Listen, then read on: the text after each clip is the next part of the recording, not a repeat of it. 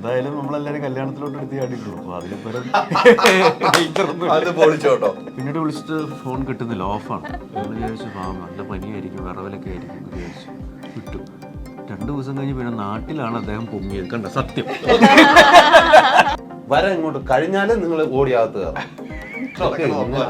സിംഹത്തിന് എന്ത് വരാ അത് ഇവിടുന്ന് ജമ്പടിച്ചു കഴിഞ്ഞാൽ തീർന്നു. പക്ഷേ ഈ സിംഹത്തിന് നമുക്കൊന്ന് ഭയങ്കര രസം പ്രമോഷൻ കൊണ്ടുവരാൻ രസമായി പോയത്. ഒരു വാക്ക് നേരത്തെ പറഞ്ഞിരുന്നെങ്കിൽ നിങ്ങളെ കൊണ്ടുപോയതിനല്ലേ. ഇല്ലെങ്കിൽ ജോലി ചെയ്യാൻ പോകുന്ന ഹസ്ബൻഡിനെ മുൾമുനയിൽ നിർത്തുന്നു. അങ്ങനത്തെ ഒരു ക്യാരക്ടർ ആയതുകൊണ്ട് എന്റെ പേഴ്സണാലിറ്റി ഭയങ്കര ഡിഫറെന്റ് ആയതുകൊണ്ട് നേരത്തെ ചോക്ലേറ്റ് നായകനായിരുന്നു. അപ്പൊ അത് ഈ സമീപകാലത്ത് ഇറങ്ങിയ ഒരു എല്ലാ സിനിമകളിലും കൊട്ടേഷൻ ടീമും മാറ്റതും വെട്ട് കൊലപാതകം ഇത് ചാക്കോച്ചനാണ്. ആ ഒരു കലയിൽ ഇപ്പോഴും പ്രിയമല്ലേ? പിന്നെ തീർച്ചയായിട്ടും മിമിക്രിയാണ് ഇതിന്റെ എന്റെ ഒരു ബേസ്. ബെസ്റ്റ് ആക്ടർ കിട്ടിയെന്ന് പറഞ്ഞിട്ട് എക്കാലം അയാൾ ബെസ്റ്റ് ആക്ടർ അല്ല, ആ സമയത്തുള്ള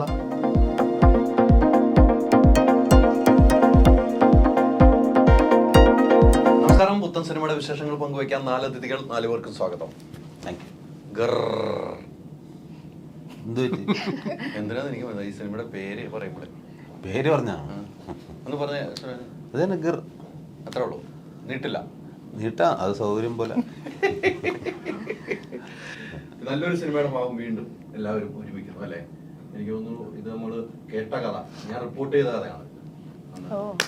ഞാൻ റിപ്പോർട്ടിംഗ് തിരുവനന്തപുരത്ത് ഉള്ള സമയത്താണ് ഈ സംഭവം. അപ്പൊ എനിക്ക് ഇതിന്റെ കുറെ സംഭവങ്ങൾ അറിയാം. അത് ട്രിവാൻഡ്രത്തോടൊപ്പമാണ് ഇങ്ങനെ ഒരു സംഭവം. ശരിക്കും ഒറിജിനൽ ആള് രക്ഷപ്പെട്ടോ? സൂപ്പർ തന്നെ. ഭയങ്കര ഒരു വാർത്ത വന്ന പ്രാധാന്യമാണ്. ആളെവിടെയുള്ള ആളാ? തമിഴനല്ല. ഞങ്ങൾ അവിടെ പോയി 3 ദിവസം നിന്ന് ആദ്യത്തെ ദിവസം നിന്ന് രക്ഷപ്പെടുത്തി. പക്ഷെ പുള്ളിക്കുണ്ടായ ഒരു ഭയമാണ് അതിനകത്ത് മെയിനായിട്ട്. ഭയപ്പാടുണ്ടായി. ഒത്തിരി പേര് പറഞ്ഞു അങ്ങനെ ചെല്ലരുതെന്ന് പറഞ്ഞിട്ടും നമുക്ക് ഇതിന്റെ ട്രെയിലർ കണ്ടപ്പോഴും എടുത്ത് ചാടിയതാ. എന്ത് ധൈര്യം ഒന്ന് ട്രൈ ചെയ്തെന്ന് വെച്ചാൽ ഞാൻ നോക്കുമ്പോൾ പല സ്ഥലങ്ങളിലും പല രാജ്യങ്ങളിലും പല സമയങ്ങളിലായിട്ട് ആൾക്കാർ എടുത്ത് ചാടുന്നുണ്ട്. സംഭവം എന്തായാലും നമ്മളെല്ലാരും കല്യാണത്തിലോട്ട് എടുത്ത് ചാടിയിട്ടുള്ളൂ. അപ്പൊ അതിലിപ്പരം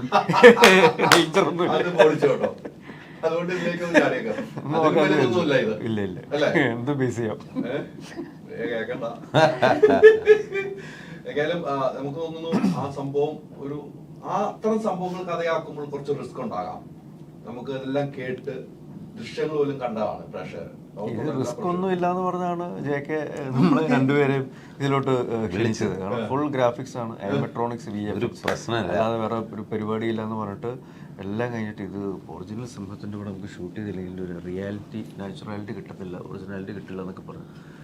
സൗത്ത് ആഫ്രിക്ക കൊണ്ട് വളരെ ഡെഡിക്കേറ്റഡ് ആക്ടേഴ്സ് ആയതുകൊണ്ട് ശരി എന്ന് പറഞ്ഞ് സംഭവിച്ച് അങ്ങോട്ട് പോയി. അവിടെ ഒറിജിനൽ സിംഹം, പിന്നെ VFX, ആനിമെട്രോണിക്സ്, ഈ 3 കാര്യങ്ങൾ ഉപയോഗിച്ചാണ് ദർശൻ എന്നുള്ള സിംഹത്തെ നമ്മളിതിൽ കാണുന്നത്. അതിൽ സൗത്ത് ആഫ്രിക്കയിലുള്ള സിംഹമാണ്. മോജോ എന്നാണ് അദ്ദേഹത്തിന്റെ പേര്. ഇന്റർനാഷണൽ മൂവീസിലൊക്കെ അഭിനയിച്ചിട്ടുള്ള ആളാണ്. ഇഡ്രിസ് ആൽബ, അക്ഷയ് കുമാർ, സുരാജ് വെഞ്ഞാറമൂട് പോലുള്ള ആക്ടേഴ്സിന്റെ കൂടെ ലേറ്റസ്റ്റ് ആയിട്ട് അഭിനയിച്ചു. അപ്പോൾ അങ്ങനെ സീസൺഡ് പ്രോ ആണ് അദ്ദേഹം. അപ്പോൾ പുള്ളിയുടെ അടുത്തോട്ടാണ് ഞങ്ങൾ ചെല്ലുന്നത്. അവിടെ ആദ്യത്തെ ദിവസം ഷൂട്ട് ചെയ്ത് കഴിഞ്ഞാൽ 2ാമത്തെ ദിവസം പുള്ളിക്ക് റെസ്റ്റാണ്. പിന്നെ അതിൻ്റെ അടുത്ത ദിവസം വർക്ക് ചെയ്യുള്ളൂ. അങ്ങനത്തെ ഒരു രീതിയിലാണ് കാര്യങ്ങൾ മുമ്പോട്ട് പോയത്. അപ്പോൾ ആദ്യ ദിവസം പുള്ളിയുടെ സിംഗിൾ ഷോട്ട്സും കാര്യങ്ങളൊക്കെ എടുത്ത് 2ാമത്തെ ദിവസം റെസ്റ്റ്, 3ാമത്തെ ദിവസം കോമ്പിനേഷൻ സീക്വൻസുകൾ ഷൂട്ട് ചെയ്യാമെന്നൊക്കെ വിചാരിച്ച് അവിടെ എത്തുമ്പോൾ രാവിലെ ഒരു കോള് സുരാജിൻ്റെത്, ചെറിയ പനി, ജലദോഷം പോലെ. ശരി, ഓക്കെ, എന്നാൽ ഉച്ച കഴിഞ്ഞിട്ട് നമുക്ക് വിളിക്കാം സുരാജിൻ്റെ കോമ്പിനേഷൻ, അതിന് ചാക്കോസിൻ്റെ എടുക്കാമെന്ന് പറഞ്ഞു. ശരി. പിന്നീട് വിളിച്ചിട്ട് ഫോൺ കിട്ടുന്നില്ല, ഓഫാണ്. ഞങ്ങൾ വിചാരിച്ചു നല്ല പനിയായിരിക്കും, വിറവലൊക്കെ ആയിരിക്കും എന്ന് വിചാരിച്ചു വിട്ടു. 2 ദിവസം കഴിഞ്ഞ് പിന്നെ നാട്ടിലാണ് അദ്ദേഹം പൊങ്ങിയത്. കണ്ട സത്യം ശരിക്കും എനിക്ക് വയ്യാതെ പോകുന്ന ഇവര് പറഞ്ഞ് ഈ സാധനത്തിനെ കണ്ട് പേടിക്കും. കാര്യം എന്താണെന്നറിയാം, അത് നല്ല ഐശ്വര്യമുണ്ട്. ഇത് അവരുടെ ഈ ട്രെയിനറുടെ കയ്യിൽ പോലും നിൽക്കാത്ത അവസ്ഥയുണ്ട്. ആ സ്ഥലത്ത് ജീവനിൽ കൊതിയുള്ള ആരെങ്കിലും ചെല്ലുമോ? ചാക്കോച്ചൻ ചെന്ന് ഞാൻ കുറച്ചേരൊക്കെ നോക്കി കിട്ടൂലെന്നേ. കാര്യം ഈ കൂട്ടിനകത്ത് ഇട്ടിട്ടാണ് പരിപാടി എന്നിട്ട് നമ്മളെ ഇറക്കി വിടും ഇന്ന പോയിന്റ് വരെ. അല്ല സിംഹം പറഞ്ഞ് നിങ്ങൾ കൂട്ടിലായിരുന്നു. അയ്യോ അത് ആദ്യം ഷോട്ട് എടുക്കുമ്പോൾ നമ്മളും പുറത്തിറങ്ങും. എന്നിട്ട് പറയുന്നത് എന്താണെന്നറിയാം ആള്, ദാ ഇവിടെ ഒരു വര, ഈ വര ഇങ്ങോട്ട് കഴിഞ്ഞാല് നിങ്ങൾ ഓടിയാകത്ത് കയറണം. ഇതൊക്കെ ഇങ്ങനെ സിംഹത്തിന് എന്ത് വരാ എന്ത് വര, അത് ഇവിടുന്ന് ജമ്പടിച്ചു കഴിഞ്ഞാൽ തീർന്നു. നമ്മുടെ തലവരക്ക് എന്തെങ്കിലും പ്രശ്നം ഉണ്ടെങ്കിൽ തീർന്നു. ആ വരെ ഈ വരെ ഒരു കാര്യമില്ല. ഇത് സ്വിച്ച് ഓഫ്. Switch off. പിന്നെ 2 ദിവസം കഴിഞ്ഞ് നാട്ടിലാ പൊങ്ങിയത്. സൗത്ത് ആഫ്രിക്കയില് 1-2 ഷോട്ടിനൊക്കെ നിന്ന് മറ്റേ വരയിലൊക്കെ അണ്ണം ഇറങ്ങി. കബഡി കളി പോലെ അണ്ണനെ നിർത്തി കൊടുത്ത്. പിന്നെ കുറെ കമ്മിറ്റ്മെന്റ് ഉണ്ടെന്ന്. കേട്ടില്ല അല്ലേ? ഇല്ല, എന്തായിരുന്നു കേട്ടില്ല. കുറെ കമ്മിറ്റ്മെന്റ് ഉണ്ടെന്ന് എനിക്ക്. അതുകൊണ്ട് പുള്ളി ഒന്ന് നാട്ടിലേക്ക് മുങ്ങിയത് മാത്രമേ ഉള്ളൂ. കുറെ പടങ്ങൾ ചെയ്ത് തീർക്കാണ്ട് ചാക്കോച്ചൻ അവിടെ നിന്നോട്ടെന്ന് വെച്ച്. പക്ഷെ അനുഭവം ഇതിനായിരുന്നു, സിംഹത്തിനായിരുന്നു. നമുക്കല്ലേ ഒരു ശരിക്കും. അനുഭവം ഇല്ലായിരുന്നു. ഈ ഭയങ്കര ഇതല്ലേ. പിന്നെ ഷാജി നടേശൻ സാറ് എല്ലാരും ഉണ്ടായിരുന്നു. ഡയറക്ടർക്ക് ആദ്യമേ ചെന്നിട്ട് ഒരു കൂട്ടിനകത്ത് കയറും. ആദ്യമേ തന്നെ സേഫ് ആവും. ക്യാമറയിൽ അതെ. എല്ലാം. അപ്പൊ അവിടെ ഉള്ള ലാസ്റ്റില് ഷാജി നടേശനും ഒരു കൂട്ടിനകത്തുണ്ട്. കാരണം ബാക്കിയുള്ള നാട്ടിലുള്ള സീക്വൻസുകളൊക്കെ ഷൂട്ട് ചെയ്ത് കഴിഞ്ഞു ഞങ്ങളെ. ഇനി ലാസ്റ്റ് സിംഹം കടിച്ചാലും വലിയ കുഴപ്പമില്ലാതെ ഏറ്റവും ലാസ്റ്റത്തേക്ക് മാറ്റി വെച്ച് ഞങ്ങളെ അവിടെ കൊണ്ടുപോകുന്നു. ഇനി എങ്ങനെ അങ്ങനെ സംഭവിച്ച പടത്തിനൊരു ഒരു ഹൈപ്പ് കിട്ടുമല്ലോ കൊണ്ടുപോയത്. അങ്ങനത്തെ സിനിമ തീർക്കുകയും ചെയ്യണം. സിംഹത്തെക്കാളും ക്രൂരനായ ആൾക്കാരുടെ കൂടെ ഞങ്ങൾ വർക്ക് ചെയ്തത്. അത് ഗംഭീര പോയിന്റ്. ആ ക്രൂരന്മാരൊക്കെ ഇതൊന്ന് കാണട്ടെ ഇറങ്ങുമ്പോ. അവർക്ക് കൂട്ടിനകത്തിരുന്ന് സേഫ് അല്ലേ. പക്ഷെ ഷാജി പ്രൊഡ്യൂസർ കൂട്ടിനകത്ത്, ഡയറക്ടർ കൂട്ടിനകത്ത്, നമ്മള് മാത്രമാണ് കൂട്ടിന് വെളിയില്. ഇപ്പൊ ലാസ്റ്റില് അവിടുത്തെ സെക്യൂരിറ്റി ഒക്കെ പറഞ്ഞ് ഷാജി നടേശൻ ചേട്ടൻ അതിനകത്തിരുന്ന് ഇതിവിടെ ഇരുന്നോട്ടെ രസമുണ്ടെന്ന്. 2 ആഴ്ച കഴിഞ്ഞിട്ടാ വിട്ടത്.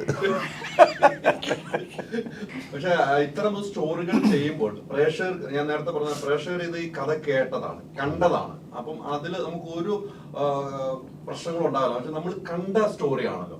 അപ്പൊ അതുകൊണ്ട് ആ റിസ്ക് നിങ്ങൾ എടുക്കാൻ തയ്യാറായി എന്നാണ് എനിക്ക് മനസ്സിലാക്കാൻ കഴിയുന്നത്. ഇല്ല, കണ്ട സ്റ്റോറി എന്ന് പറയുമ്പോൾ നമുക്ക് അറിയാവുന്ന ഒരു പോയിന്റിലേക്കായിരിക്കാം സിനിമ പോകുന്നതെന്ന് നമ്മൾ വിചാരിക്കും. പക്ഷെ അത് ആ ഒരു ഇൻസിഡന്റ് മാത്രമല്ല നമ്മൾ ഈ സിനിമയിൽ കാണിക്കുന്നത്. അതിനോട് ചേർന്ന് നിൽക്കുന്ന ഒരുപാട് കാര്യങ്ങൾ നമ്മൾ ഇതിൽ സബ് പ്ലോട്ടുകളായിട്ട് പറഞ്ഞു പോകുന്നുണ്ട്, കാണിച്ചു പോകുന്നുണ്ട്. ഇപ്പം ഇതിൽ എൻ്റെ ക്യാരക്ടർ റെജിമോൻ നാടായിരുന്നുള്ള ക്യാരക്ടറാണ്. ഞാൻ അതിലോട്ട് എടുത്ത് ചാടാനുള്ളൊരു കാരണം ഉണ്ട്. കാരണക്കാരി ഇതാണ് തൊട്ടടുത്തിരിക്കുന്നത്. അപ്പോൾ എന്താണ് കാരണം, എന്തുകൊണ്ടാണ് അവൻ അങ്ങനെ ചെയ്തത്, പിന്നെ എന്നെ രക്ഷപ്പെടുത്താൻ വേണ്ടി അവിടുത്തെ സൂവിൻ്റെ സൂപ്പർവൈസറായ ഹരിദാസിൻ്റെ ക്യാരക്ടറാണ് സുരാജ് ചെയ്യുന്നത്. പുള്ളി എടുത്ത് ചാടുന്നുണ്ട്. അവസാനം പുള്ളി ഞാനും മാത്രം ഇതിൽ പെട്ടുപോകുന്നു.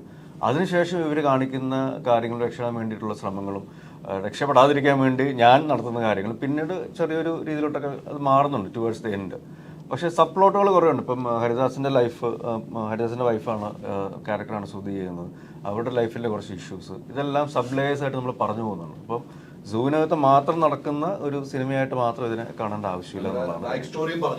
ബാക്ക് സ്റ്റോറീസും സബ് പ്ലോട്ട്സും രസകരമായിട്ടുള്ള പൊളിറ്റിക്കൽ സറ്റയർ ഉണ്ട്, ഇമോഷൻസ് ഉണ്ട്, ഫ്രണ്ട്ഷിപ്പ് ബോണ്ടുകളുണ്ട്, ഫാമിലി ഇഷ്യൂസ് നമ്മൾ കൈകാര്യം ചെയ്യുന്നുണ്ട്. അപ്പോൾ ഒരു സിംഹം ലയൺ വേഴ്സസ് മാൻ സർവൈവൽ മൂവി മാത്രമായിട്ട് നമ്മൾ ഇതിനെ ചുരുക്കേണ്ട കാര്യമില്ല. തീർച്ചയായിട്ടും അനക്കയാണ് ഇവിടുത്തെ ഏറ്റവും വലിയ പ്രശ്നക്കാരി.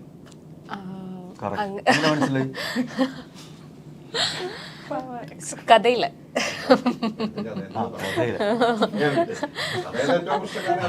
അതെടുത്ത് പറഞ്ഞുകൊണ്ട് മനസ്സിലായില്ല. നെട്ടിപ്പോയി. അല്ല, കഥയിലെ പ്രശ്നക്കാരി എന്ന് പറഞ്ഞാൽ അത്തരം ഒരു സ്റ്റോറി കേട്ട് കഴിഞ്ഞപ്പോൾ, അത്തരം സ്റ്റോറി എനിക്കൊന്ന് വിഷ്ണുപുരത്തിന് ശേഷം നല്ലൊരു സ്റ്റോറിയിലേക്കാണ് വരുന്നത്. ഈ സ്റ്റോറി കേട്ട് ചെയ്തപ്പോൾ എന്താണ് തോന്നിയത്? ചാക്കോച്ചനാണ് പേര്, സുരാജേട്ടനുണ്ട്, കുറെ ആർട്ടിസ്റ്റുകളുണ്ട്. എന്താണ് തോന്നിയത്? ഭയങ്കര എക്സൈറ്റഡ് ആയിരുന്നു. പിന്നെ 1 ലൈൻ കേട്ടപ്പോ ഞാൻ വിചാരിച്ചത് വേറൊരു ജോണർ ആയിരുന്നു. പക്ഷെ ഫുൾ സ്ക്രിപ്റ്റ് വായിച്ചപ്പോൾ it was even more interesting. പിന്നെ ഇതിൻ്റെ ഹോൾ ടീം, അതായത് ടെക്നിക്കൽ ടീമാണെങ്കിലും പിന്നെ ആക്ടേഴ്സാണ്, ചാക്കോച്ചൻ്റെ കൂടെ പിന്നെ സുരാജേട്ടൻ, ശ്രുതി, ജെയ്ക്കിൻ്റെ കൂടെ വർക്ക് ചെയ്യാനുള്ള ഒരു എക്സൈറ്റ്മെൻറ്റ് ഉണ്ടെന്ന് എസ്ര ഞാൻ കണ്ടിട്ടുണ്ടായിരുന്നു. സോ മൊത്തത്തിൽ ഭയങ്കര സൗണ്ട് ആയിട്ടുള്ള ഒരു ടീം. സോ അവരുടെ കൂടെ വർക്ക് ചെയ്യാനുള്ള ഒരു എക്സൈറ്റ്മെൻറ്റ് ഭയങ്കരമായിട്ടുണ്ടായിരുന്നു. സുരാജിന്റെ പടത്തിന്റെ പേര് എക്സ്ട്രാ ഡീസന്റ്. അതുപോലെയായിരുന്നു എന്റെ പേര് ഇത് ആദ്യമായിട്ട് അനൗൺസ് ചെയ്തു ചാക്കോച്ചൻ. എക്സ്ട്രാ ഡീസന്റ് എന്നാണ് ഞാൻ പ്രൊഡക്ഷൻ ചെയ്യുന്ന പടത്തിൽ ചെയ്യുന്നു. അതിന്റെ ടൈറ്റിൽ അനൗൺസ്മെന്റ് എക്സ്ട്രാ ഡീസന്റ് എന്നുള്ളത്.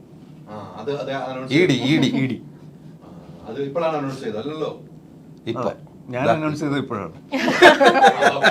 ചാക്കോച്ചൻ അനൗൺസ് ചെയ്തപ്പോഴാണ്. ടൈറ്റിൽ ഇതായിരുന്നു.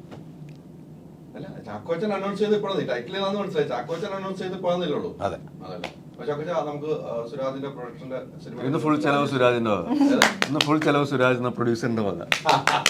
കൈയടിച്ച് തന്നെ പാസ്സാക്കില്ല, ഞങ്ങളും കൈയടിക്കാം, അല്ലാതെ നമുക്ക് വല്ലതും കിട്ടത്തുള്ളൂ. ഞാൻ റെഡിയാണ്, നിങ്ങൾക്ക് എന്താ വേണ്ടത്? ശരിയാണ്, എപ്പോഴും അങ്ങനെയാണ്, നമുക്കൊരു മാറ്റമില്ല. എങ്ങനെ ഉണ്ടായിരുന്നു? ഞാൻ ഭയങ്കര സീനിയർ ആക്ടർ അല്ല ലൈക്ക് ഒരുപാട് സീനിയർ ആക്ടറാണ്, കുറേ ഫിലിംസ് കണ്ടിരുന്നത്. സോ അതിൻ്റെ ഒരു ചെറിയൊരു പേടി ഉണ്ടായിരുന്നു. പക്ഷേ ചാക്കോച്ചൻ ഭയങ്കര, അതെല്ലാവർക്കും അറിയാവുന്ന കാര്യമാണ്, is very very humble and ഭയങ്കര വർക്ക് ചെയ്യാൻ സൂപ്പർ കംഫർട്ടബിൾ ആണ്. ഒന്നിലും ഞാൻ ചിലപ്പോൾ കുറേ എക്സ്ട്രാ ടേക്സ് ഒക്കെ പോകുമ്പോൾ ചിലപ്പം നമ്മൾ കുറച്ച് നെർവസ് ഒക്കെ ആയിരിക്കും. പക്ഷേ he's very cool. So in that sense after I think around 3-4 days ഭയങ്കര കംഫർട്ടബിൾ ആയിരുന്നു. ഭയങ്കര റിലാക്സ്ഡ് ആയിട്ട് വർക്ക് ചെയ്ത ഒരു ഫിലിമാണ്. സുരാജേട്ടൻ്റെ കൂടെ എനിക്ക് അധികം കോമ്പിനേഷൻ ഇതിനകത്ത് ഇല്ല. നമ്മൾ ഐ തിങ്ക് ഒരു ഡാൻസ് സോങ് മാത്രമേ ചെയ്തിട്ടുള്ളൂ ഒരുമിച്ച്. സോ അത് കാരണം പക്ഷേ ഞാൻ നേരിട്ട് സുരാജേട്ടൻ്റെ പെർഫോമൻസ് കണ്ട് ഒരുപാട് ലൈക്ക് ആസ്വദിച്ചു. അതെ അതെ അതെ.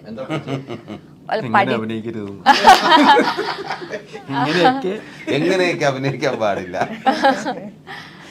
പക്ഷെ രസകരമാണ്, ഇവരൊക്കെ ഉണ്ടെങ്കിൽ തന്നെ ലൊക്കേഷനിൽ രസകരമായ മുഹൂർത്തങ്ങളുണ്ട്. ഈ സുരാജേട്ടൻ ഈ കഥകൾ കേട്ടപ്പോ പ്രൊഡക്ഷനിലേക്ക് ഒരു സിനിമ പ്രൊഡ്യൂസർ ആവുകയാണ് അല്ലേ? അപ്പൊ ഇപ്പൊ നമ്മള് ഷാജി റഷീദിനെ കുറിച്ചൊക്കെ നമ്മൾ പറഞ്ഞു, ഇപ്പൊ പ്രൊഡ്യൂസറാണ് അദ്ദേഹം. സിനിമ കൂട്ടുകൊടുക്കുന്ന കഥയൊക്കെ നമ്മൾ തമാശ രീതിക്കും പറഞ്ഞപ്പോഴും, പക്ഷെ ഒരു പ്രൊഡക്ഷനിലേക്ക് വരുമ്പോൾ വലിയ റിസ്ക് അല്ലേ? തീർച്ചയായിട്ടും റിസ്ക് അല്ലേ? റിസ്ക്കാണ് അല്ലേ? പിന്നെ തീർച്ചയായിട്ടും റിസ്ക്കാണ്.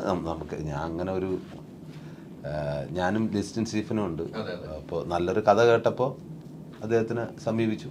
അദ്ദേഹം പറഞ്ഞു നമുക്ക് ചെയ്യാം, ഓക്കെ, അങ്ങനെ സംഭവിച്ചാണ്. അല്ലാതെ രണ്ടുപേരും കൗണ്ടറുള്ള ആളാണ്. അതെ, സുരാജോ അല്ല, ശരിയല്ലേ? രണ്ടുപേരും കൗണ്ടർ അടിക്കാൻ. ചാക്കോച്ചൻ ശരിക്കും ലിസ്റ്റിനെ കുറിച്ച് അറിയാവുന്ന ഒരു വ്യക്തി. ഇത് കൗണ്ടർ മണി ഇദ്ദേഹമാണ് ശരിക്കും. നിങ്ങൾ ശ്രദ്ധിച്ചിട്ടില്ല, ഒബ്സർവ് ചെയ്തില്ല. എനിക്കറിയാം, അതല്ല ലിസ്റ്റും ഇവരൊക്കെ ഇരിക്കുള്ള വൈബ് വേറെയാണല്ലോ. അപ്പൊ അത്തരം ഒരു പ്രൊഡക്ഷനിലേക്ക് വന്നു. ഈ സിനിമ, ഈ കഥ കേട്ട് കഴിഞ്ഞപ്പോ അല്ലെ, ഈ കഥ കേട്ട് കഴിഞ്ഞപ്പോ സുരാജേട്ടന് എന്താണ് തോന്നുന്നത്? ഈ സിനിമ എനിക്ക് പറ്റുന്ന ഒരു സിനിമയാണ്, നല്ലൊരു സബ്ജക്റ്റ് ആണ് തോന്നാൻ ഒരു കാരണമുണ്ടോ? സബ്ജക്ട് കേട്ട് പോകുന്നതാണല്ലോ നമ്മള്. ഇതിന്റെ ആദ്യം അതിന്റെ ഒരു കഥയുടെ ആ ഹുക്ക് പോയിന്റ് എന്നോട് പറഞ്ഞു. ഇങ്ങനെ എന്താ സംഭവം എന്ന് ചോദിച്ചപ്പോൾ ആദ്യം ഫോണിലാണ് പറഞ്ഞു, ഇങ്ങനെ ഒരാൾ കള്ളു കുടിച്ചിട്ട് സൂയിൽ ചാടുന്നതും അതിൻ്റെ ചുറ്റുവട്ടത്ത് നടക്കുന്ന പരിപാടിയാണ്. സൂയിൽ ചാടുന്നത് അത് മറ്റേ സിംഹത്തിൻ്റെ മുമ്പിൽ ചാടുമ്പോൾ ഡാർക്ക് ആവൂലേ? അത് കോമഡി അല്ലല്ലോ. പക്ഷേ ഞാൻ പിന്നീട് സ്ക്രിപ്റ്റ് വന്ന് നേരിട്ട് പറഞ്ഞാൽ അത് മനസ്സിലാക്കിയപ്പോഴാണ് ഇത് മാത്രമല്ല, ഈ രണ്ടുപേരുടെ പ്രശ്നങ്ങളല്ല, ഇവിടെ വരാനായിട്ടുണ്ടാവുന്ന പ്രശ്നവും പിന്നെ ഇതിനെ ചുറ്റിപ്പറ്റി എല്ലാം ഈ സിറ്റുവേഷൻ ഹ്യൂമറാണ്. വെർബൽ ഹ്യൂമറും ഉണ്ട്, സിറ്റുവേഷൻ ഹ്യൂമർ ഫുള്ളുണ്ട്. അതുകൊണ്ട് എനിക്ക് മനസ്സിലായി കുറേ നാളിന് ശേഷം ഒരു അഴിഞ്ഞാടാൻ പറ്റിയ ഒരു അടിപൊളി ഹ്യൂമർ പടമാണെന്ന് തോന്നിയതിൻ്റെ അടിസ്ഥാനത്തിലാണ് ചാക്കോച്ചനും വന്ന് അത് ഗംഭീരമായി. കുടിയനായിട്ട് ചാക്കോച്ചനും സഹായിക്കാനായിട്ട് രക്ഷകനായിട്ട് ഞാൻ അവസാനം പെടുന്നതും ഭയങ്കര രസമാണ്. അതായത് ഇപ്പോൾ ഈ വെക്കേഷനൊക്കെ നമുക്ക് പിള്ളേർക്ക് എല്ലാവർക്കും കൂടെ ചെന്ന് ഒരു സൂവിലൊക്കെ കണ്ട് മൃഗങ്ങൾ കിടന്ന് സുരു ചാടി നന്നായില്ല, ഈ കേസ് ഞാൻ ഒറ്റപ്പെട്ടു പോയേനെ. ഈ പറഞ്ഞ ചാക്കോച്ചിന്റെ കഴിഞ്ഞ സിനിമകൾ നോക്കുമ്പോ എല്ലാം കേസുകളുള്ള സിനിമകളാണല്ലോ. അപ്പൊ ഇതുപോലെ കേസിലേക്ക് പോയതാണ് ഉദ്ദേശിച്ചത്. എല്ലാം കേസുകളുള്ള സിനിമകളാണല്ലോ. സുരാജിനെ സംബന്ധിച്ചിടത്തോളം കുറെ സിനിമകൾ ചെയ്തു പോകുന്നപ്പം എനിക്ക് തോന്നുന്നു നമ്മുടെ ഒരു ഇന്റർവ്യൂ തന്നെ പറഞ്ഞു, എനിക്ക് റൂട്ട് ഒന്ന് മാറ്റി പിടിച്ചാൽ കൊള്ളാമെന്ന് പറഞ്ഞു. വീണ്ടും ഒരു കോമഡി സിനിമയിലേക്ക് വരുന്നത് അതെങ്ങനെയാണ് സുരാജ് ഉൾക്കൊള്ളുന്നത്? എനിക്ക് ഹ്യൂമർ ചെയ്യാനാണ് ഇഷ്ടം, പിന്നെ ബാക്കിയെല്ലാം ഇങ്ങനെ സംഭവിച്ചതാണ്. അപ്പോൾ അങ്ങനെ ഇരുന്നപ്പോൾ ആ സമയത്ത് കുറച്ച് സീരിയസ് കഥാപാത്രങ്ങളൊക്കെ വന്നു, നല്ല രസകരമായിട്ട് തോന്നി, അത് ചെയ്തു. ഇപ്പോൾ വരുന്നതെല്ലാം ഹ്യൂമർ സിനിമകളാണ്, വെറൈറ്റി ഓരോരോ. എന്തായാലും ഹ്യൂമറുണ്ട് ചെയ്യുന്ന എല്ലാ സിനിമകളിലും. ഇതിലാണ് എനിക്ക് അഴിഞ്ഞാടാൻ പറ്റിയ ഒരു ഹ്യൂമർ കുറെ കാലത്തിന് ശേഷം. സത്യം, അതെ, ചാക്കോച്ചനും അതെ അഴിഞ്ഞാടിയിട്ടുണ്ട്. എനിക്ക് തോന്നുന്നു നമ്മൾ വിചാരിക്കാതെ ഏറ്റവും കൂടുതൽ അഴിഞ്ഞാടിയിട്ടുള്ളത് ശ്രുതിയാണെന്ന് തോന്നുന്നു. അതെ, സർപ്രൈസ് ഫാക്ടറാണ്, ശരിക്കും എലമെന്റ് ആണ്. ഞാൻ പറഞ്ഞ എന്താണ് സിനിമ തീരുമാനിക്കണം, അഴിഞ്ഞാട്ട സിനിമയായിട്ട് തീരുമാനിക്കണം. എങ്കിലും പാട്ട് മാത്രം ഉദ്ദേശിച്ച് പറഞ്ഞായിരിക്കും. പാട്ട് സിനിമയാണ് ഉദ്ദേശിച്ച് പറഞ്ഞത്. അത് മാത്രമായിരിക്കും ഇല്ല ഞാൻ സീനുകൾ കണ്ടതിന്റെ അടിസ്ഥാനത്തിൽ കൂടിയാണ് ആധികാരികമായിട്ട് ഞാൻ പറഞ്ഞത്. ഒന്നും കണ്ടിട്ടില്ല. ഓ, ശരി. ഞാൻ പക്ഷെ കണ്ടിട്ടുണ്ട്. ആ, okay. അതുകൊണ്ടാണ് അങ്ങനെ എന്നാ നല്ല അലമ്പായിട്ടുണ്ട്. ഒറ്റ വാക്കി പറഞ്ഞ. Thank you very much. അത് ക്യാരക്ടറിന് സ്യൂട്ടബിൾ ആയിട്ടുള്ള ഒരു അലമ്പത്തിന് നന്നായിട്ട് ചെയ്തിട്ടുണ്ട്. നന്നായിട്ട് ചെയ്യണം. ഒറ്റ അടിപൊളിയാണ്, വാക്കിലാണ്. ഉഗ്രം ക്യാരക്ടർ. പറയൂ. അല്ല നല്ല മൃദുല എന്നാണ് ക്യാരക്ടറിന്റെ പേര്. സുരാജേട്ടന്റെ പേര് പേരുമായിട്ട് ഒരു ബന്ധമില്ലാത്ത സ്വഭാവമാണ്. സ്വഭാവം എന്തായിട്ട് മൃദുല. പേരുമായിട്ട് ഒരു ബന്ധമില്ല. അത് ശരിയാ, ഒരു ഭയങ്കര ഒരു മുൾമുനയിൽ നിർത്തും നമ്മളെ. ഡ്യൂട്ടിക്ക് പോയിക്കൊണ്ടിരിക്കുന്ന അല്ലെങ്കിൽ ജോലി ചെയ്യാൻ പോകുന്ന ഹസ്ബൻഡിനെ മുൾമുനയിൽ നിർത്തുന്ന അങ്ങനത്തെ ഒരു ക്യാരക്ടർ ആയതുകൊണ്ട് എന്റെ പേഴ്സണാലിറ്റി ഇത് ഭയങ്കര ഡിഫറെന്റ് ആയതുകൊണ്ട് വല്ലാണ്ട് കഷ്ടപ്പെടുന്നുണ്ട്. കഷ്ടപ്പെട്ടു പോയിന്ന്. ഈ ടീസറില് സുരാജ് എന്നെ പിടിക്കാൻ വേണ്ടി വന്ന് പറയുന്നത്, എടാ നീ ഓർഡറിൽ എനിക്ക് വീട്ടിൽ പോകാനുള്ളതാണ് എന്ന് പറയുന്നത്. അത് തന്നെ അതിൽ നിന്ന് തന്നെ മനസ്സിലാവും എന്താണ് ഏറ്റവും വലിയ പ്രശ്നം എന്നുള്ളത്. ഭാര്യയുണ്ട്, വീടുണ്ട്, അവിടുത്തെ പ്രശ്നമാണ് ഇവിടത്തെക്കാളും വലുത്, സിംഹത്തിനേക്കാളും വലിയ പ്രശ്നമാണ് വീട്ടിലുള്ളത് എന്നുള്ളതാണ് അതിൽ നിന്ന് നമ്മൾ മനസ്സിലാക്കേണ്ടത്. അതെ അതെ, അങ്ങനെ ആയിരുന്നു. പക്ഷെ എനിക്ക് പറഞ്ഞത് നമ്മുടെ ലൈഫുമായിട്ട് ഒരു ബന്ധമില്ല എന്ന് ഒരു പറഞ്ഞാൽ ബന്ധമില്ല കേട്ടോ. ഇല്ല, നല്ലൊരു ക്യാരക്ടറാണ് ഈ ഇന്റർവ്യൂ മറ്റേ ആള് കാണും, ഫ്രാൻസിസ് കാണുമ്പോൾ പുള്ളിയുടെ അങ്ങനെ അല്ലല്ലോ, അങ്ങനെ അല്ലല്ലോ എന്ന്. പക്ഷെ നല്ലൊരു കഥാപാത്രങ്ങൾ കിട്ടും തോറും നമുക്ക് കിട്ടുന്ന കഥാപാത്രങ്ങൾ നമ്മൾ എത്രയും മെച്ചപ്പെടുത്താനാണ് നമ്മൾ നോക്കുന്നത്. ഇപ്പോൾ ഒരു സിനിമ തിയേറ്ററിൽ സൂപ്പർ ഹിറ്റ് ആയി നടന്നു, ആളുകളില്ലാത്തതിന്റെ പ്രശ്നമൊന്നും, പക്ഷെ നല്ല സിനിമയായിരുന്നു. എനിക്കൊക്കെ ഭയങ്കര ഇഷ്ടമായിരുന്നു, എനിക്ക് ഭയങ്കരമായിട്ട് ഇഷ്ടപ്പെട്ടു. നല്ല കഥാപാത്രമാണ് ചെയ്തത്. സിനിമകളെല്ലാം നല്ല സിനിമയാക്കാനാണ്. ഇതിലേക്ക് വന്നു കഴിയുമ്പോൾ ഈ പറഞ്ഞ പോലെ വ്യത്യസ്തമായ ഒരു കഥാപാത്രം, അതിലും ഭാര്യയും ഭർത്താവുമാണ്, ഇതിലും ഭാര്യയും ഭർത്താവുമാണ്. പക്ഷെ ഇതിൽ വന്നു കഴിഞ്ഞപ്പം ഇപ്പൊ ചാക്കോച്ചനും ഇവരൊക്കെ പറഞ്ഞാൽ വേറെ ഒരു കഥാപാത്രം എന്റെ ലൈഫിൽ പോലും ഇല്ലാത്ത, അത് നമ്മൾ അഭിനയിച്ച് ഫലിപ്പിക്കുമ്പോൾ ഒരു മനസ്സിനുണ്ടാകുന്ന ഒരു തൃപ്തി ഉണ്ടല്ലോ, അതെങ്ങനെയാണ് എൻജോയ് ചെയ്യുന്നത്? അല്ല, ഇത് ഈ സിനിമയുടെ കഥ കേട്ടപ്പോൾ തന്നെ ഓഫ്കോഴ്സ് കാസ്റ്റ് ആൻഡ് ക്രൂ ഭയങ്കര എക്സൈറ്റിംഗ് ആയിരുന്നു. അതുകൊണ്ട് തന്നെയാണ് ഇത് കമ്മിറ്റ് ചെയ്തത്. ആൻഡ് ഓൾസോ എല്ലാവരും പറഞ്ഞ മാതിരി തന്നെ ഈ കഥ അതിൻ്റെ ഹ്യൂമർ, അതിലുള്ള ഇൻസിഡൻസ്, അതൊക്കെ എക്സൈറ്റിംഗ് ആയിരുന്നു. പിന്നെ മൃദുല എന്ന് പറഞ്ഞ ക്യാരക്ടറിൻ്റെ കുറേ ലൈക്ക് അങ്ങനെ ഒരിക്കലും ഞാൻ എക്സ്പ്ലോർ ചെയ്തിട്ടില്ല അങ്ങനത്തെ ഒരു സംഭവം. അപ്പോൾ അത് ചെയ്യണം എന്ന് ആഗ്രഹം ഉണ്ടായിരുന്നു. ആൻഡ് അത് എക്സൈറ്റിംഗ് ആയിരുന്നു. കൃത്യമായിട്ട് ചെയ്തിട്ടുണ്ട്. അതറിയില്ല, അത് നോക്കാം. അത് ഞാൻ പറയാം, അത് പറഞ്ഞു എന്ന് പറഞ്ഞാൽ പ്രഷർ ഞാൻ പറയേണ്ട ഒന്നില്ല. ചാക്കോച്ചൻ കുറെ കഥകൾ കേട്ട് ഇങ്ങനെ പോകുന്നു, അല്ല യാത്ര ചെയ്തുകൊണ്ടേയിരിക്കുകയാണ്. ഇപ്പം കൊച്ചി തന്നെ ഷൂട്ട് നടക്കുന്നു. കഥകൾ സെലക്ട് ചെയ്യുന്നതിൽ പാളിച്ചകൾ സംഭവിച്ചിട്ടുണ്ട് എന്തെങ്കിലും ഓർത്തിട്ടുണ്ട്? ഏതെങ്കിലും സിനിമയ്ക്ക് ഓർത്തിട്ടുണ്ടോ? ഏതെങ്കിലും സിനിമകൾ ഏതെങ്കിലും നമ്മൾ ചെയ്ത നമ്മൾ അത് പാളിച്ചയായി പോലെ എനിക്ക് എന്ന് ആ കഥകൾ ഒരു കമ്മിറ്റ്മെന്റ് ആണല്ലോ. ഒരു സിനിമ നമ്മൾ ചെയ്യുമ്പോൾ അത് നമുക്ക് ഇഷ്ടപ്പെട്ടിട്ടാണ് കഥ നമ്മൾ തിരഞ്ഞെടുക്കുന്നത്. പക്ഷെ അത് ഒരാളുടെ മാത്രം ഒരു ക്രിയേഷൻ അല്ല. പലരും ഒത്തുചേരുമ്പോഴാണ് ആ സിനിമ എന്ന് പറയുന്ന സംഭവം ഫൈനൽ പ്രോഡക്റ്റ് ആയിട്ട് മാറുന്നത്. അപ്പോൾ ഞാൻ മാത്രം സെലക്ട് ചെയ്തുകൊണ്ട് ഒരു പടം നന്നാവണമെന്നില്ല, മോശമാവണമെന്നില്ല. അത് എല്ലാവരുടെയും കൂടി ഒരു കൂട്ടായ തീരുമാനത്തിൻ്റെ പുറത്ത് നടക്കുന്ന കാര്യമാണ്. പിന്നെ ആരും ഒരു മോശം പടം ചെയ്യണമെന്ന് പറഞ്ഞ് എന്നാൽ നമുക്കൊരു മോശം പടം എന്ന് പറഞ്ഞ് ആരും ഇറങ്ങുന്നില്ല. പിന്നെ ഓരോ സമയത്ത് ആൾക്കാർക്ക് ഡിഫറെൻറ്റ് ടേസ്റ്റുകളാണ്. ചിലപ്പോൾ നമ്മൾ സോക്കോളൊരു ട്രെൻഡിൻ്റെ പുറകെ നമ്മൾ ചിലപ്പോൾ പോകുമായിരിക്കും. ആ സമയത്ത് ആ ട്രെൻഡ് ചിലപ്പോൾ മാറും. നമ്മൾ ഒരു പടം വിജയിക്കുമ്പോൾ ശരിക്കും അത് ട്രെൻഡ് സെറ്റ് ചെയ്യുന്നൊരു പടമാണ് മിക്കവാറും വിജയിക്കുക എന്നാണ് എനിക്ക് തോന്നിയിട്ടുള്ളത്. ഓരോ സമയങ്ങളിൽ ഇപ്പോൾ എൻ്റെ ഒരു കരിയറിൽ നോക്കുകയാണെങ്കിൽ പോലും പനീത്തപ്രാവിൽ നോക്കുകയാണെങ്കിൽ ആ സമയത്ത് കുറേ നാളുകളായിട്ട് പ്രണയ സിനിമകൾ ഇല്ലാതിരുന്നൊരു സമയത്താണ് അങ്ങനത്തെ ഒരു ക്യാമ്പസ് സ്റ്റോറി വരുന്നത്, അത് വിജയിക്കുന്നത്. അല്ലെങ്കിൽ ട്രാഫിക് പോലൊരു സിനിമ സംഭവിക്കുന്നത്. അങ്ങനത്തെ ഒരു ത്രില്ലർ ജോണറിലുള്ള ഒരു അല്ലെങ്കിൽ മൾട്ടി ലെയർഡ് ആയിട്ടുള്ള സ്റ്റോറി സ്ട്രക്ചറും കാര്യങ്ങളൊക്കെ ഉള്ളൊരു സിനിമ ഉണ്ടാകുന്നത് ആദ്യമായിട്ടാണ്. അല്ലെങ്കിൽ ഹൗൾഡാറി പോലുള്ള സ്ത്രീ ശാക്തീകരണം അങ്ങനെയുള്ള സിനിമകൾ ഉണ്ടാകുന്നത് എങ്ങനെയാണ്. വൈറസ് പോലുള്ള സർവൈവൽ ത്രില്ലറുകൾ സംഭവിക്കുന്നത്. അപ്പോൾ അതെല്ലാം ഓരോ ട്രെൻഡ് സെറ്റ് ചെയ്യുന്ന സിനിമകളാണ്. അപ്പോൾ നമ്മൾ ട്രെൻഡ് സെറ്റ് ചെയ്യാൻ വേണ്ടി ശ്രമിക്കുമ്പോഴായിരിക്കാം ചിലപ്പം നല്ല സിനിമകൾ ഉണ്ടാകുന്നത്. ചിലപ്പോൾ ട്രെൻഡിൻ്റെ പുറകെ പോകുമ്പോൾ ചിലപ്പം പാളിയേക്കാം എന്നുള്ളത്. പിന്നെ ഒന്നും നമ്മുടെ കൈകളിലല്ല. നമ്മൾ ഇഷ്ടപ്പെട്ട് തിരഞ്ഞെടുക്കുന്ന ഒരു കഥയാണ്, ചെയ്യുന്നൊരു സിനിമയാണ്. അത് അൾട്ടിമേറ്റ്ലി അത് ചിലപ്പോൾ തിയേറ്ററിൽ പരാജയപ്പെടുന്ന സിനിമകൾ പിന്നീട്, ഫോർ എക്സാമ്പിൾ ഞാൻ ഇതിൻ്റെ കഥാകൃത്തിൻ്റെ തന്നെ ചിറകുടിഞ്ഞ കിനാവുകൾ എന്നുള്ള സിനിമ, അത് വർഷങ്ങൾക്ക് ഇപ്പോഴും ടി വി കാണിക്കുമ്പോൾ ഇഷ്ടപ്പെട്ട് കുറേ പേര് മെസ്സേജുകൾ അയക്കാറുണ്ട്. അങ്ങനെ സംഭവിക്കാറുണ്ട്. ചിലർ ചോദിക്കാറുണ്ട് വേറെ സിനിമകൾ കാണുമ്പോൾ എന്താണ് ഈ സിനിമ ചെയ്തത് എന്ന് ചോദിക്കാറുണ്ട്. എനിക്കിഷ്ടപ്പെട്ടൊരു കഥയാണ്, അതിൻ്റെ കൂടെ ഞാൻ സഞ്ചരിച്ചു, അത് ഞാൻ ചെയ്തു. ചിലർക്ക് ശരിയാവും, ചിലർക്ക് ശരിയാവില്ല. ചോദ്യങ്ങൾ വരാറുണ്ട്. ഇപ്പം പറഞ്ഞ ചോദ്യം എന്തിനാണ് അതിന്റെ പുറകെ പോയെന്ന് ചോദ്യങ്ങൾ വരാറുണ്ട്. എനിക്ക് ഇഷ്ടപ്പെട്ട് ഞാൻ ചെയ്തുകൊണ്ടാണ്, അത്രേ ഉള്ളൂ. അതിൽ വേറെ ഉത്തരങ്ങളൊന്നുമില്ല. ഇല്ല. സെലക്ഷൻ നമ്മൾ തന്നെയാണല്ലോ ചെയ്യുന്നത്. സിനിമയുള്ള വിജയപരാജയം ഒരിക്കലും നമുക്ക് മുൻകൂട്ടി അറിയാം. അത്രമാത്രം നല്ല പ്രഷറാണ് മലയാളി പ്രഷർ എന്ന് പറയുന്നത്. തീർച്ചയായും ഇപ്പം ഈ വർഷം നോക്കുകയാണെങ്കിൽ തന്നെ നമ്മൾ പലരും പറഞ്ഞിട്ടുണ്ടായിരുന്നു തുടക്കത്തിൽ ഇത് സിനിമ വലിയ സിനിമകൾ കാണാൻ വേണ്ടി മാത്രമേ തിയേറ്ററിലേക്ക് ആൾക്കാർ വരുള്ളൂ എന്ന് പറഞ്ഞപ്പോൾ പ്രേമില് പോലെയുള്ള താരതമ്യേന എക്സ്പീരിയൻസ് കുറഞ്ഞ പുതിയ ആൾക്കാർ നമുക്ക് പറയാവുന്ന ആൾക്കാർ അഭിനയിച്ച സിനിമ സൂപ്പർ ഹിറ്റ് അടിക്കുന്നു, ഹ്യൂമർ പടങ്ങൾ വരുന്നു. അപ്പോൾ ഇനി ഹ്യൂമറെ രക്ഷയുള്ളൂ എന്ന് പറയുമ്പോഴാണ് മമ്മൂക്ക ബ്ലാക്ക് ആൻഡ് വൈറ്റ് ഹൊററുമായിട്ട് വരുന്നത്. അങ്ങനെ ഇനി ഹൊററും ഹ്യൂമറും മാത്രമേ ഉള്ളൂ എന്ന് പറയുമ്പോഴാണ് സർവൈവൽ ത്രില്ലറുമായിട്ട് മഞ്ഞുമൽ ബോയ്സ് വരുന്നത്.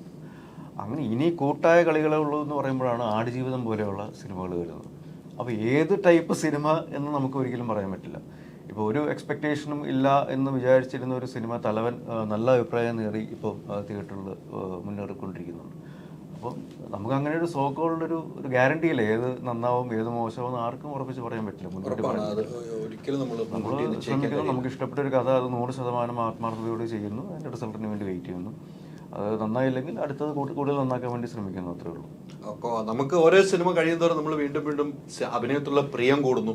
നമ്മൾ കിട്ടുന്ന ക്യാരക്ടർ എത്രമാത്രം നന്നാക്കാൻ വേണ്ടി നമ്മൾ ശ്രമിക്കുന്നു. പ്രോസസ്സ് ഒരിക്കലും എൻഡ് ചെയ്യുന്നില്ല. നമ്മൾ പഠിക്കുന്ന കാര്യമാണെങ്കിലും ചെയ്യുന്ന കാര്യങ്ങളാണെങ്കിലും എല്ലാം പുതിയത് നമ്മൾ ചെയ്യാൻ വേണ്ടി ശ്രമിക്കുകയും ആഗ്രഹിക്കുകയും ചെയ്യുന്നുണ്ട്. ഇപ്പം ഇതിൽ പലരും പറയാറുണ്ട് സുരാജ് തിരിച്ചു വരുന്നു എന്ന് പറയുമ്പോൾ ഇതിൽ ഉള്ള തമാശകൾ എന്ന് പറഞ്ഞാൽ ഇതുവരെ കാണാത്ത രീതിയിലുള്ള ഹ്യൂമർ അല്ലെങ്കിൽ ഒരു കഥ വെച്ചിട്ടാണ് നമ്മൾ ഇതിനെ പ്ലേസ് ചെയ്യുന്നത്. അപ്പോൾ അത് വേറൊരു ടൈപ്പ് ഓഫ് ഹ്യൂമറായിട്ട് വരണം എന്നുള്ളതാണ് ഞങ്ങൾ ആഗ്രഹിക്കുന്നത്. ഇതിൽ ഈ സിനിമ ഞങ്ങൾ കോയിൻ ചെയ്തിരിക്കുന്ന ജോണർ എന്ന് പറയുന്നത് സർവൈവൽ ത്രില്ലർ കോമഡി എന്നുള്ള ഒരു സെക്ഷനാണ്. സർവൈവൽ കോമഡി ഇതിൽ സർവൈവൽ ഉണ്ട്, കാരണം സിംഹത്തിന് മുന്നിൽ പെട്ടു പോകുന്ന രണ്ടുപേരാണ്, അവർക്ക് രക്ഷപ്പെടണം. മാത്രമല്ല സമീപകാലത്ത് സർവൈവൽ ത്രില്ലറൊക്കെ ഓടി.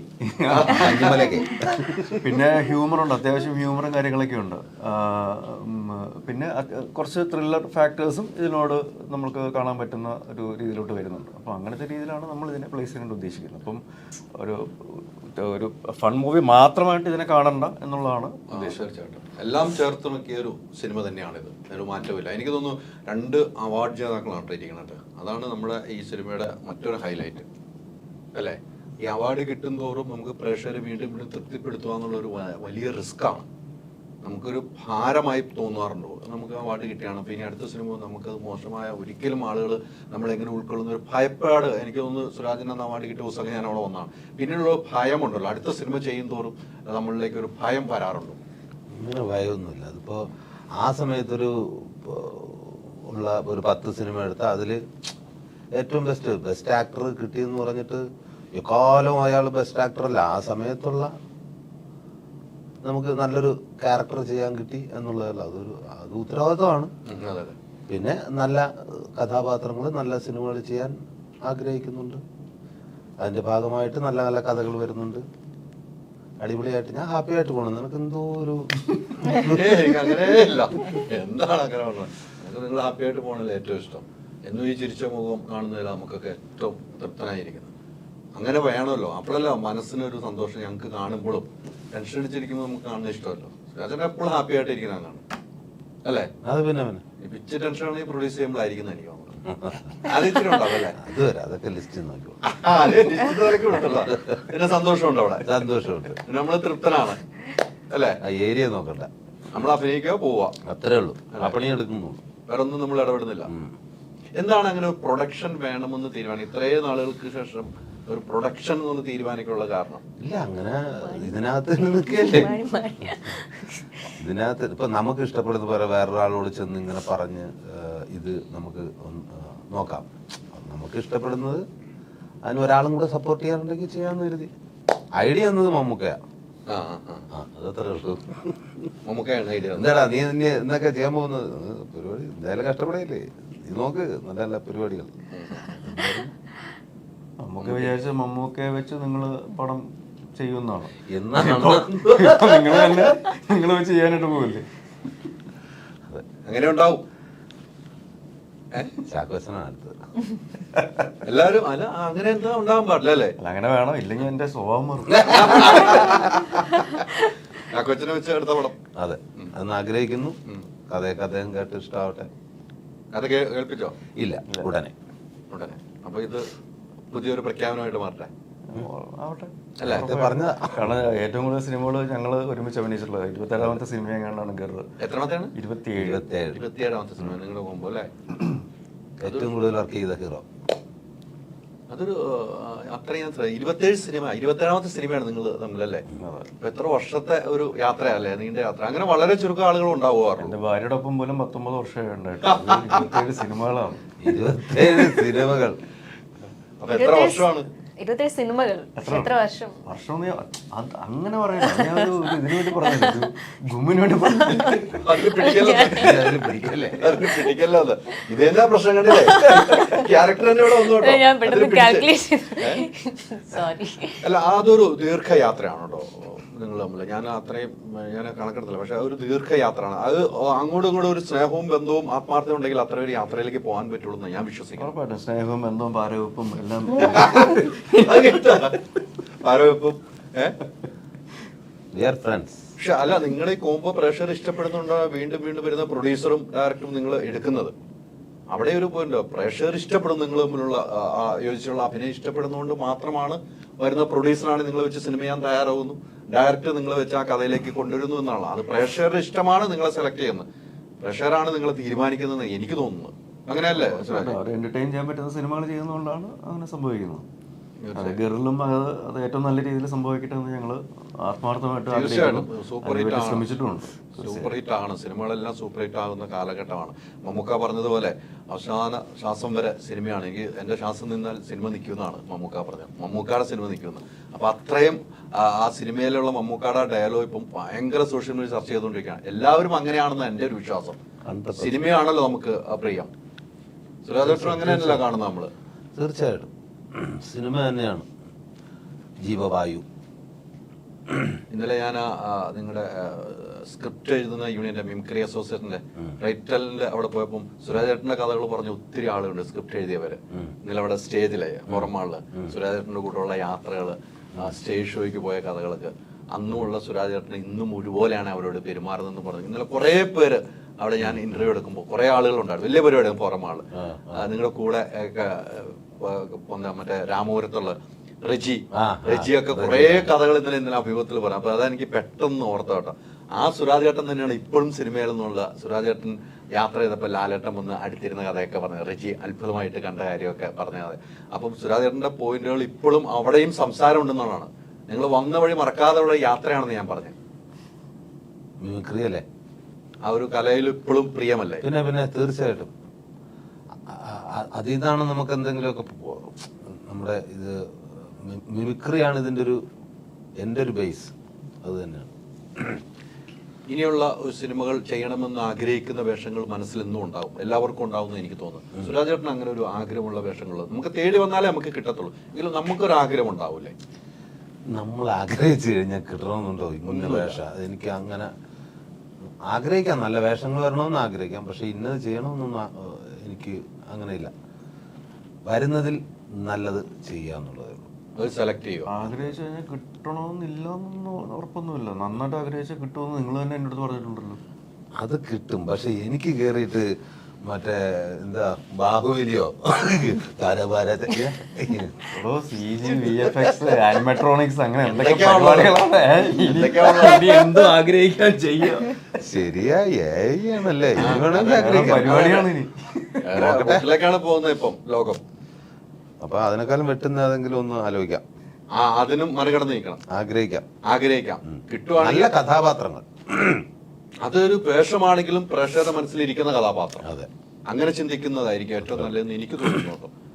എനിക്ക് തീർച്ചയായിട്ടും അങ്ങനെയാണ്. നമ്മൾ തിയേറ്ററിൽ നിന്ന് ഇറങ്ങുമ്പോൾ നമ്മളെ മനസ്സിൽ ആഴത്തിലുള്ള ആ കഥാപാത്രം കൊള്ളാം, ആ സിനിമയിലെ ആ കഥാപാത്രം എന്ന് പറയുമ്പോഴാണ് നമുക്ക് സന്തോഷം ഉണ്ടാകുന്നത്.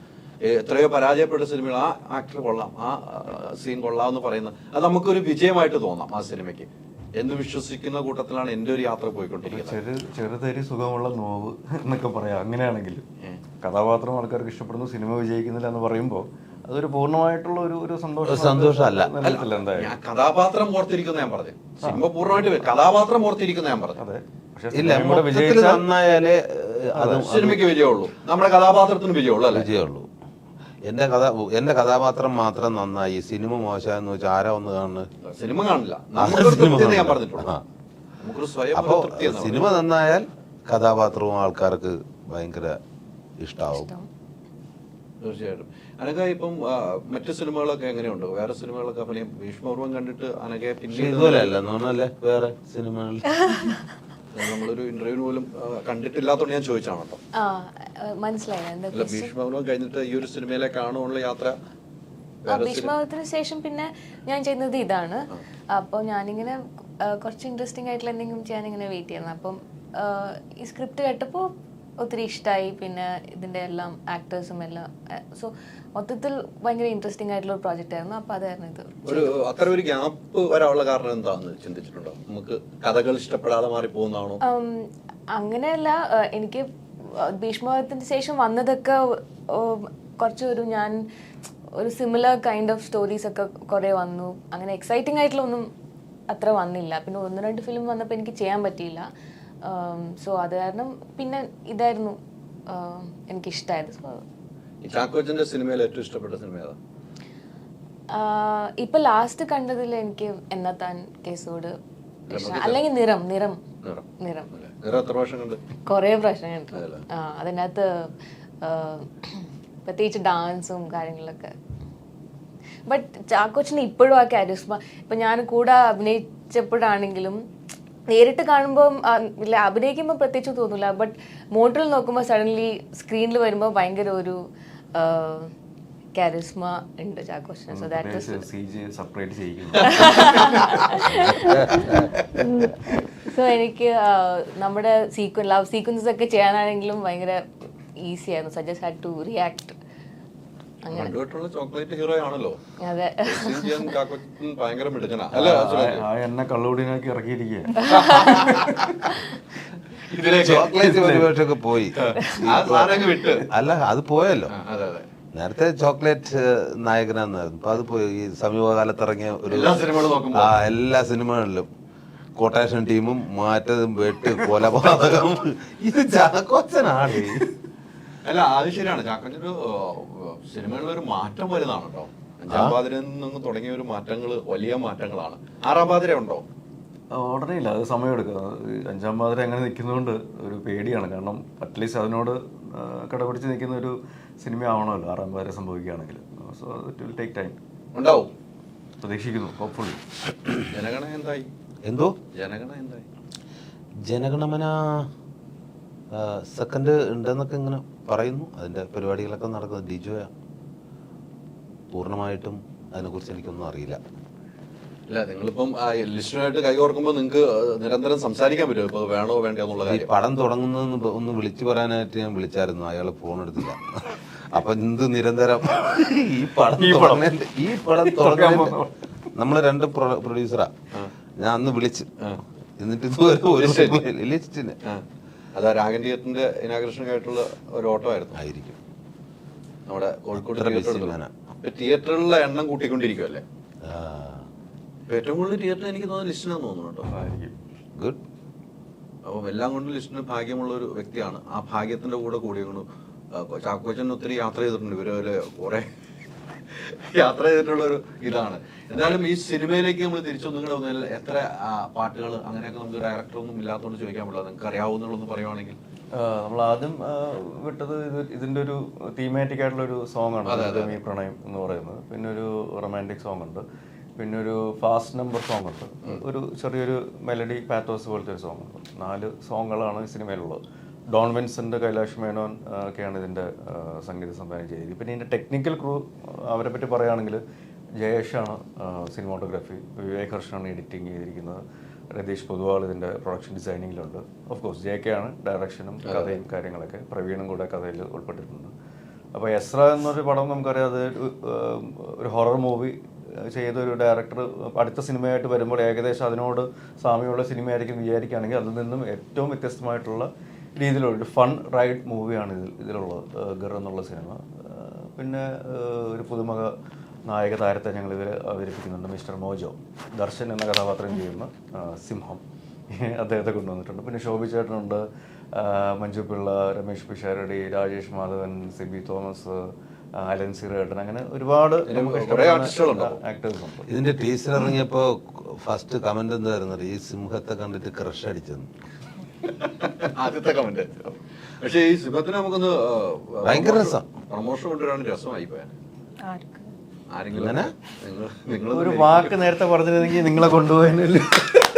ഒരാഴ്ച അവിടെ കൂടെ താമസിപ്പിച്ച് ഒരു സിംഹമായിട്ടുള്ള ഇന്റർവ്യൂ ഹൈദരാലി ചെയ്യാൻ വേണ്ടിട്ട് ഇത് troll-ആയി കേട്ടോ. എത്ര പേര് നിങ്ങളുടെ ടിക്കറ്റ് സ്പോൺസർ ചെയ്യുമെന്ന് അറിയോ?